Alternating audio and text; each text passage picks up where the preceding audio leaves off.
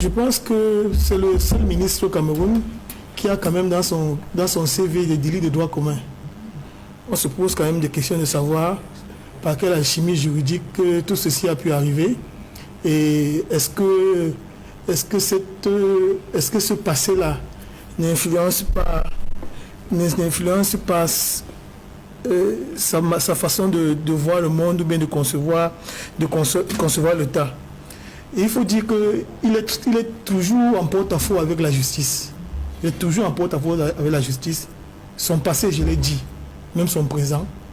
Vous constatez que c'est une personne qui se retrouve en train d'adoubler la forfaiture.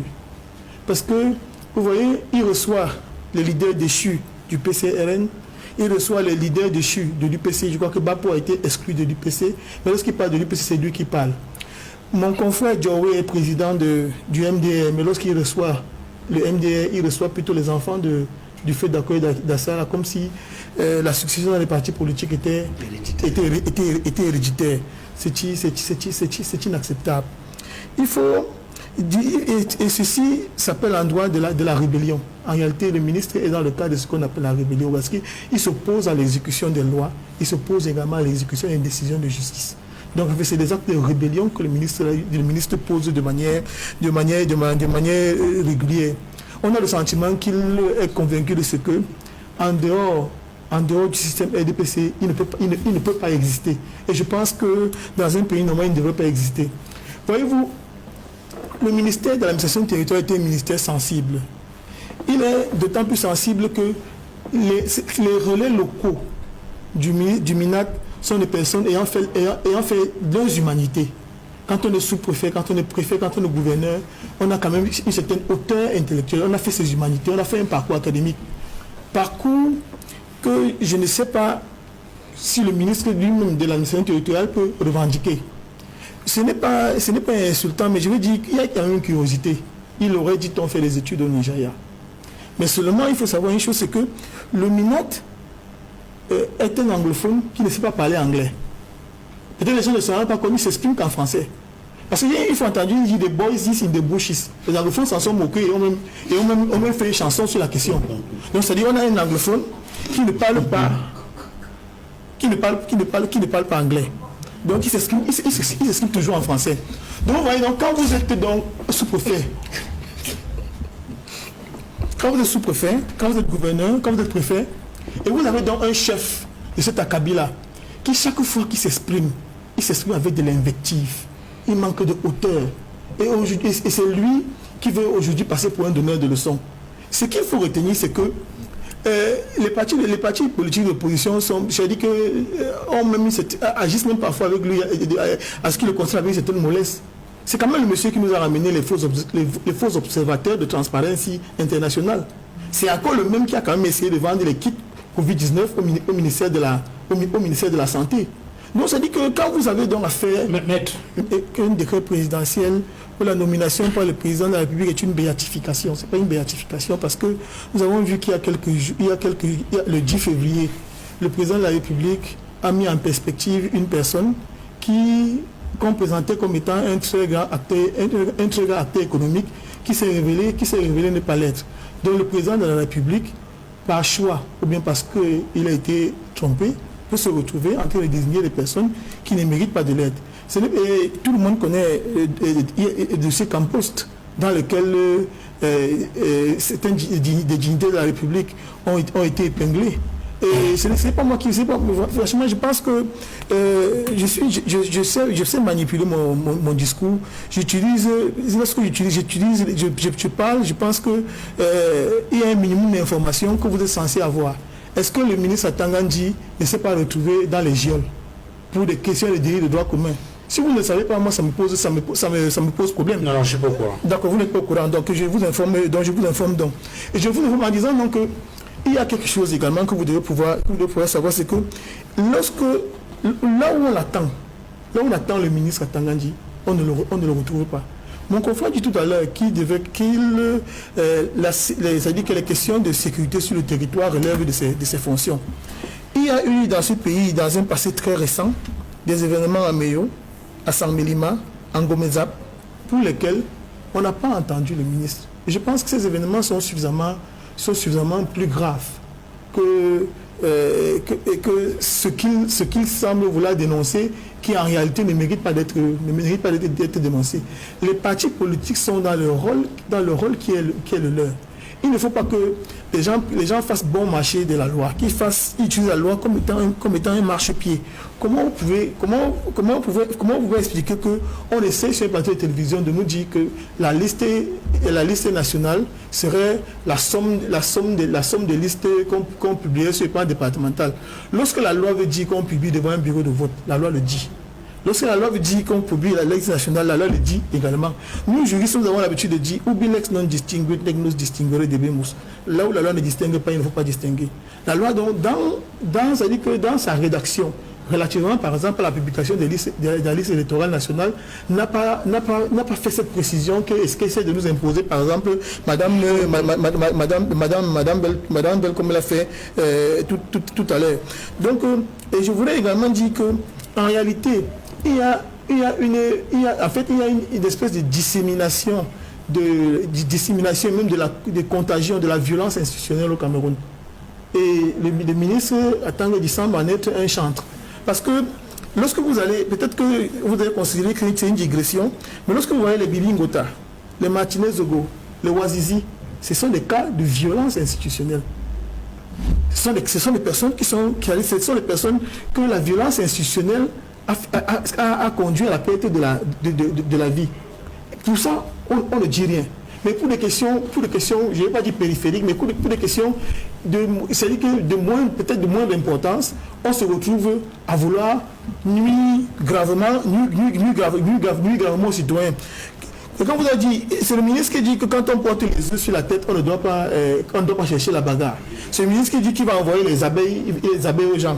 Les gens vont se retrouver au pays de si je savais. Les gens disent que c'est les serpents qui vont envoyer les serpents affamés aux gens. Ce n'est pas un discours. Qui fait un discours d'un minate. Nous avons connu des minates. Je vais vous dire, je partage absolument ce qui a été dit par mon confrère tout à l'heure. Lorsque le ministre René Emmanuel a dit qu'il lui aussi a été minate, quand il prend la parole, il ne faut pas d'accord avec lui. Il vous impose le respect, par la manière avec laquelle il s'exprime, par la manière avec laquelle il aborde les questions. Lorsque vous avez ici les Kungouedjima, les Anzi Tsungi, lorsque vous voyez ces personnes-là qui ont occupé le même Sakontin, les Malafa Amidouaya, comment vous réussissez à réconcilier la statue de ces personnes-là avec celle du ministre de l'administration territoriale que nous avons aujourd'hui? Parce qu'il faut se dire que même le casting qui a été fait à un moment donné pose problème. Parce qu'il intervient même dans les domaines qui ne sont pas les siens. Quand on parle des questions qui ont trait à la communication aux journalistes, il se retrouve en train d'intervenir. Sur toutes les questions qui l'intéressent, qui l'intéressent à son ministère, il intervient. Et ça finit par poser problème. Ça crée le désordre dans lequel la cacophonie dans laquelle nous nous retrouvons. C'est pourquoi j'ai dit qu'il faut interroger à un moment donné les humanités que les uns et les autres ont fait, le parcours académique des autres. Parce qu'on ne peut pas prendre, je veux dire, qu'on ne peut pas prendre par exemple un forgeron pour diriger les avocats. Vous comprenez, donc c'est des choses qui semblent élémentaires, mais c'est de la vérité. Un forgeron ne peut pas diriger les avocats, c'est pas possible. Il y a des ministères qui ont eu certaines sensibilités pour lesquelles il faut avoir des gens qui ont eu certaines hauteurs dans le discours, hauteurs dans l'attitude, qui malheureusement fait défaut aujourd'hui au ministère de l'administration territoriale. Qu'est-ce qu'il reproche aux formations politiques en général, aux partis d'opposition en particulier? Parce que ce n'est pas la première fois qu'il fait des reproches aux formations politiques et en particulier au MRC.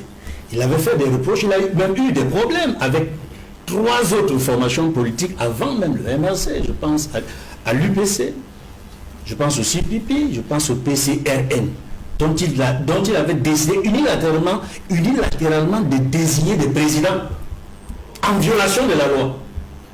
Et nous savons quelle a été l'issue, n'est-ce pas, de ces affaires-là, parce que les affaires ont été portées devant la justice. Et c'est pour cela que c'est très intéressant. Chaque fois que les partis politiques de l'opposition sont attaqués, parce que je pèse toute l'expression attaqués par le MINAT, ils se réfèrent à la loi. C'est-à-dire, ils font appel à la justice. La justice doit trancher. Parce que la justice est le régulateur social. Que ce soit pour le CPP, que ce soit pour le PCRN, que ce soit pour le MRC, que ce soit pour toutes les autres formations politiques de l'opposition qui ont eu vraiment des échanges avec le MINAT. Chaque fois, ils sont allés devant la justice. Et la justice a tranché. Et nous savons que dans le cas, par exemple, du CPP, la justice a tranché jusqu'au niveau le plus élevé, à la Cour suprême. Et je me permets ici de lire, n'est-ce pas, la décision de la Cour suprême dans cette affaire qui concerne notamment l'État du Cameroun à travers le MINAT contre le CPP. Nous avons lu quelques extraits, notamment au niveau des conclusions, parce que c'était l'arrêt. Ici, nous avons des extraits de l'arrêt rendu le 12 janvier 2022 par la Chambre administrative de la Cour suprême, siégeant en session de contentieux de l'annulation et des questions diverses dans la cause. Et j'ai lu la conclusion, parce que là, il y avait un pouvoir du MINAT. Ils avaient saisi la Cour suprême, et voici la décision. Par ces motifs, la Cour suprême, voici ce qu'elle avait décidé, statuant publiquement en section du contentieux de l'annulation et des questions diverses, à l'unanimité des voix des membres de la collégialité, décide, article 1er, le pouvoir est recevable en la forme. Article 2, au fond, il n'est pas justifié. Il est par conséquent rejeté. Article 3, les dépenses sont laissées à la charge du Trésor public. Ainsi jugé et prononcé par la Chambre administrative de la Cour suprême, statuant en cassation, en son audience publique ordinaire du mercredi 12 janvier 2022, en la salle des audiences de la Cour où siégeait, je ne sais pas si je dois lire les noms, je peux les lire, ils ne sont pas nombreux, M. Emmanuel Sandeux, président de la section, président, M. Jean-Marie Bongueno, conseiller à la Chambre administrative, et puis les autres membres, en présence de M. Henri Eboa, avocat général à la Cour suprême, occupant le banc du ministère public avec l'assistance de Maître Amélie Hélène Mvé, greffier. C'est pour vous dire que chaque fois que le MINAT s'est attaqué aux partis politiques de l'opposition, ils ont réagi conformément à la loi, en saisissant les tribunaux, en saisissant la justice. C'est ça le respect de la loi. Je vais peut-être rappeler, juste pour la gouverne des téléspectateurs, que là, vous rendez public un extrait de l'expédition, enfin la décision définitive rendue par la Chambre administrative de la Cour suprême, oui. Parce que dans les faits, il faut rappeler que en 2018, le ministre de l'administration territoriale avait désigné des responsables au sein des partis politiques, parmi lesquels le CPP, l'UPC, entre autres.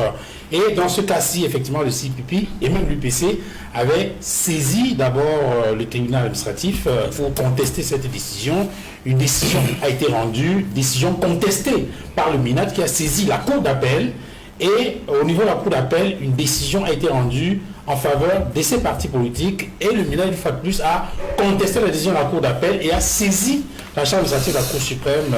Et c'est donc cette décision-là que vous êtes en train de rendre publique sur l'affaire de ces formations politiques. Tout à fait. Et je voudrais dire ici, et c'est important également, parce que lorsque le MINAT interpelle une formation politique en ce qui concerne son insistance à vouloir faire appliquer la loi, parce qu'en fait, dans cette affaire, pour laquelle le MLC ou son leader subissent un reproche du MINAT, c'est qu'ils ont tenu à ce que l'article 80 de la loi électorale soit appliqué. C'est-à-dire que le ELECAM publie la liste électorale nationale, qui jusqu'à présent n'a pas encore été publiée. Or, la loi dit chaque année au plus tard le 30 décembre. C'est la conformité à la loi quand les responsables de formation politique vont vers la justice pour savoir qu'est-ce qui c'est, pour savoir exactement à quoi s'en tenir. Je ne vois pas un manque, un non-respect à la loi. Ça, c'est un point. Le point, c'est par rapport à ELECAM, justement. Parce que le MINAT se comporte également comme si ELECAM était une institution ou un organe qui dépendrait du MINAT. Je dis bien, le ministre de l'administration territoriale se comporte comme si ELECAM était un organe qui dépendrait du MINAT. Ce qui n'est pas le cas. Parce que ELECAM, d'après la loi numéro 2006/011 du 29/12 décembre 2006, portant création, organisation et fonctionnement de l'ELECAM, dit ceci à l'article 1er. Je cite, notamment le paragraphe 2. Elections Cameroun est un organisme indépendant, chargé de l'organisation, de la gestion et de la supervision de l'ensemble du processus électoral et référendaire. Le paragraphe 3, Elections Cameroun exécute ses missions dans le respect des dispositions de la Constitution ainsi que des lois et règlements en vigueur. Et je dois ajouter, c'est aussi important, au niveau de l'article 2 de la loi portant création de l'ECAM, paragraphe 2, article 2, paragraphe 2. Les membres d'Elections Cameroun, dans l'exercice de leurs fonctions, ne doivent en aucun cas solliciter ou recevoir d'instructions ni d'ordre d'une autorité publique ou privée.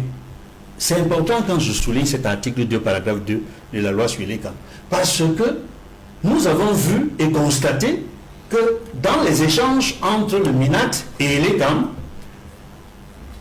chaque fois, on avait le sentiment que le MINAT convoquait ou sollicitait ou donnait des ordres à l'ECAM. Il n'a pas d'ordre à donner à l'ECAM, qui est un organisme indépendant d'après la loi, d'après la Constitution. Est-ce que vous comprenez ce ping-pong-là, cet échange quand même assez, j'ai failli dire, tendu? Mais déjà, je comprends que Madame la députée, ma concitoyenne, Madame Malice Doualabel, apparemment n'a pas compris la problématique du débat sur cette thématique-là, parce que elle dit à la fin de son propos que d'après elle, l'honorable Nietzsche n'a rien fait de mal. Il ne s'agit pas de dire si l'honorable Nietzsche a fait quelque chose de mal ou pas. Il s'agit de dire si la réponse de l'honorable Nietzsche est proportionnée par rapport à l'action, l'acte qui a été posé par le ministre Atangandji. Donc c'est de ça qu'il s'agit. Le ministre Atangandji est malheureusement une autorité administrative qui, au fil du temps, s'illustre par des formes de surenchère. La première forme de surenchère, c'est la surenchère verbale. C'est-à-dire le fait de toujours donner une connotation gravissime à des événements ou bien des actes dont la portée est pourtant proportionnée par rapport au contexte de la liberté d'expression, de la liberté d'action des partis politiques. Lorsqu'un parti politique dénonce le fait que l'ECAM se refuse de publier la liste électorale nationale, au plus tard le 30 décembre de chaque année, comme la loi le dit, le parti politique est dans son droit, à deux titres. Premièrement, au nom de la liberté d'expression. Deuxièmement, en tant que parti politique habilité à remettre en cause des positions prises par un organe en charge des élections qui ne seraient pas des positions conformes à la loi.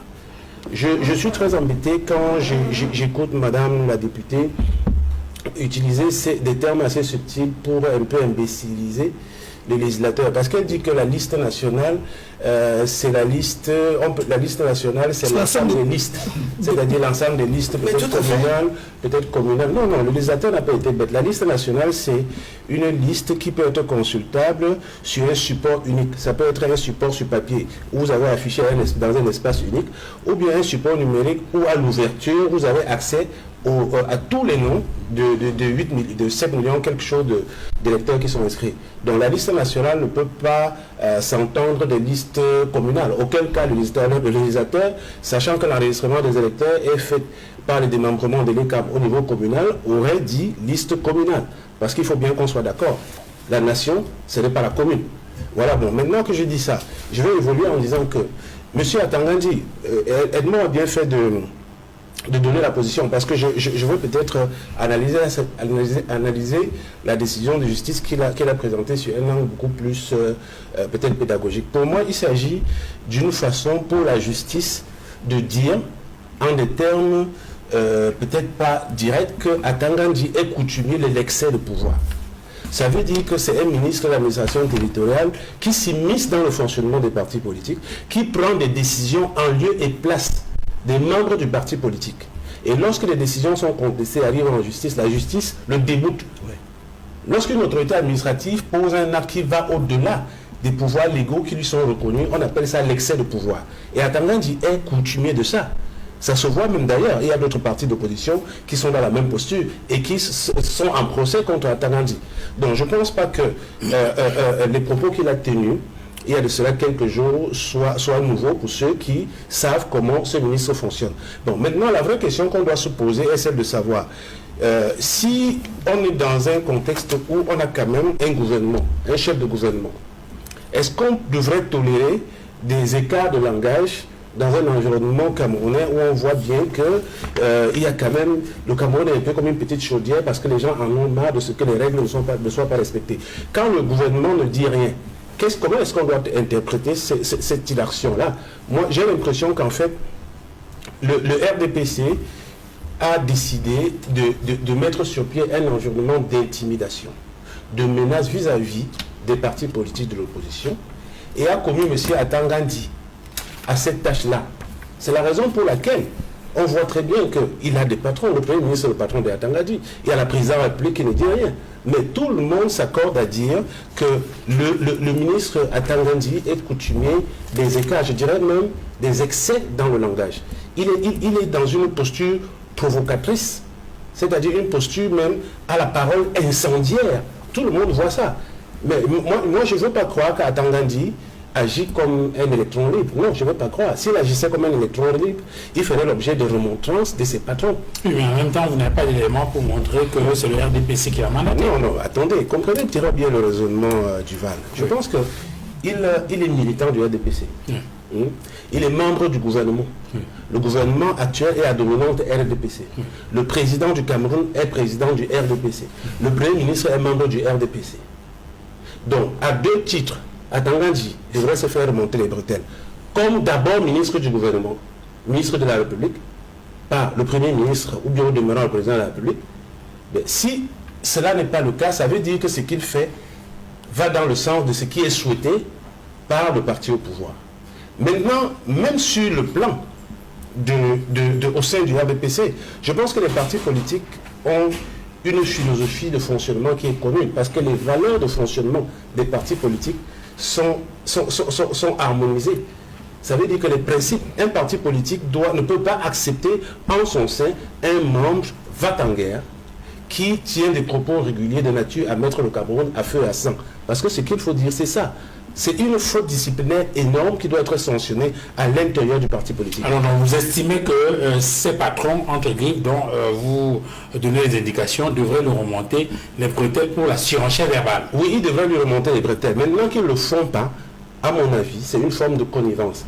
C'est un peu que Atangandi est un peu considéré comme l'agneau du sacrifice qui est destiné au sale boulot. Parce que c'est ce qu'il est en train de faire. Vous dites surenchère verbale, mais il y en a qui estimeraient que bon, c'est sa façon à lui de s'exprimer. Non, un ministre parle avec... Non, vous savez, quand vous êtes ministre, vous ne parlez pas pour vous. Vous parlez pour le compte de la République.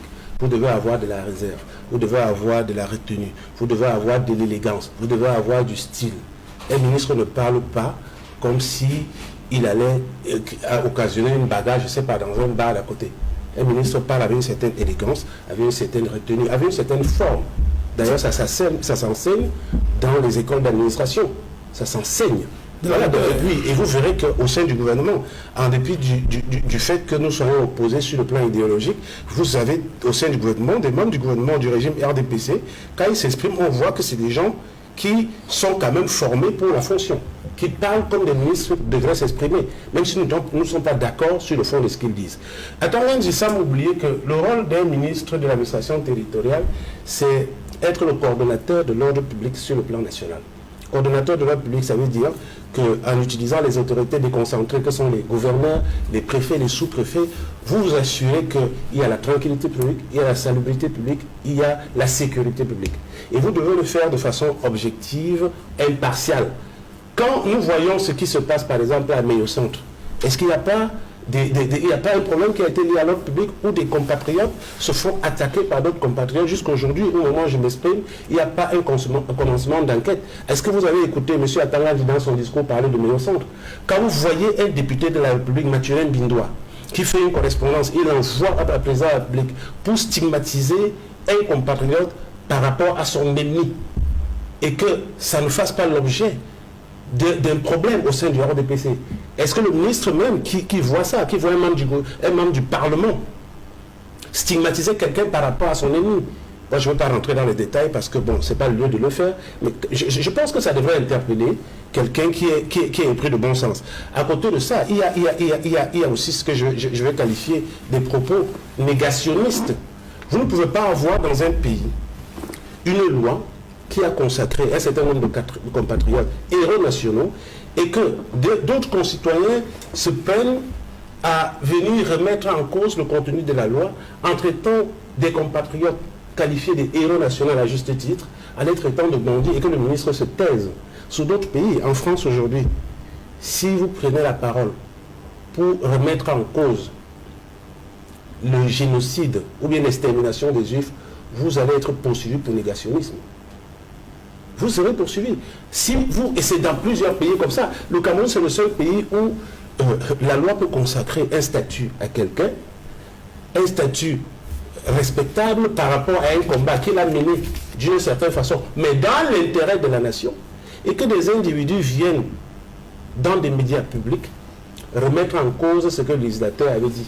Mais j'ai l'impression que Matanga dit, il devrait s'intéresser à tout ça, mais ça ne l'intéresse pas. Ça ne l'intéresse pas. Moi, je voudrais comprendre pourquoi, à quel titre un ministre peut se sentir offusqué lorsqu'un parti politique écrit à Elekam pour demander la liste électorale nationale. Elekam ne répond pas. Le parti politique saisit le Conseil constitutionnel.